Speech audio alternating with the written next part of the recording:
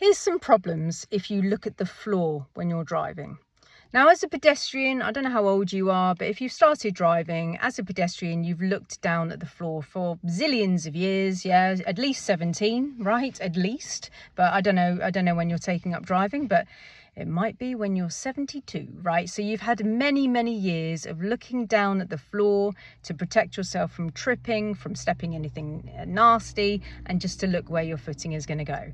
But when you're in a car, you're able to drive so much faster than the physical body biologically can move. Okay, so because of this, we need to lift your eye and we need to look further ahead. You need to look lovely and far and then middle, lovely and far and then middle, and then anything that's close to you will be automatically checked by your eye, because if something moves near you, then your eye will look at it organically and automatically. Okay, now when you're going really slow in intricate driving, yes, okay, you could bring your eye closer so that you're aware of where you are to go through teeny little gaps and looking at the cars and things like that.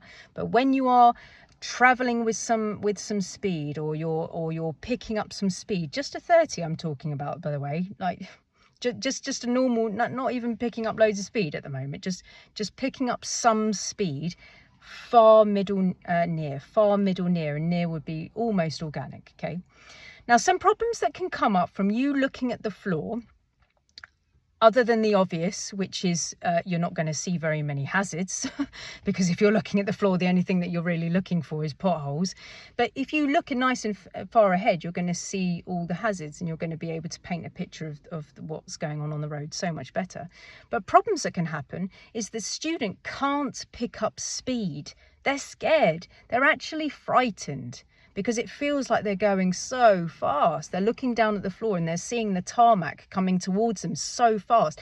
And then their steering feels very, very sensitive. Any movement is, they feel like they're all over the place. And they probably are, because they're looking down at the floor and making micro changes and feeling like that is really, really tough, because they have to change it all the time.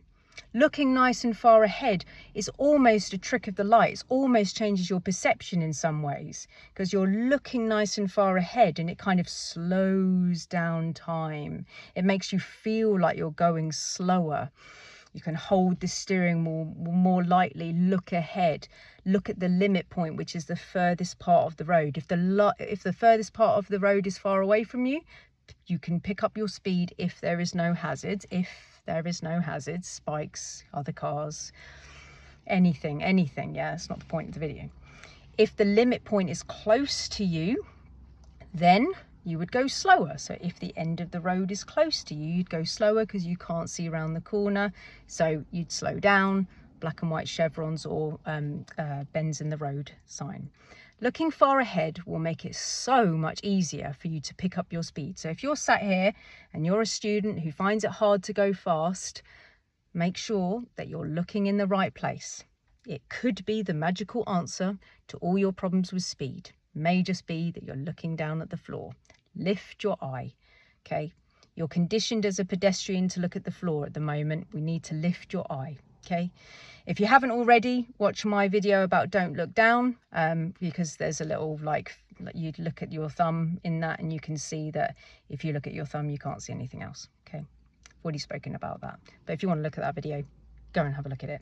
The other things that can happen from looking down at the floor, again, let me just repeat, about hazards.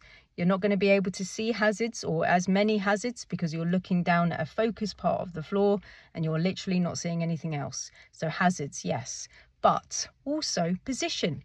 Position can be a bit of a disaster. Let's just say you're turning left out of a T-junction. Once you've done all your safety checks of the junction, you need to look down the road. If you don't look down the road, you're going to be really wide. It could be that you oversteer and hit the curb, but mostly it's going to be that you're really wide. You need to look down the road and target focus. Look to where you want to go. Look really far ahead.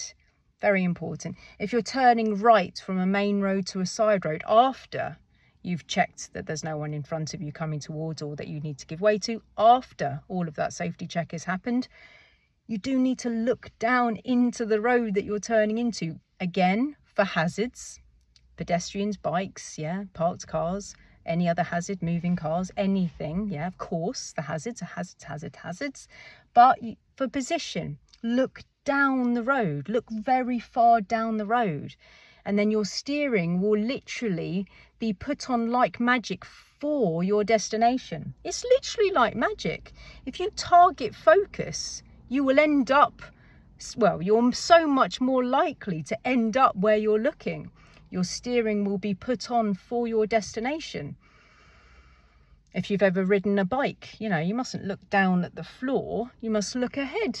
And how much do I need to turn? You know, a professional biker or just a normal biker will be doing so much better if they look ahead. They're not going to look at the floor. They'll like smack into something soon. We need to look ahead. The faster the vehicle that you're in, the further ahead that you need to look because of planning, position and speed. I hope this has helped somebody as per usual, and I shall see you on the next video.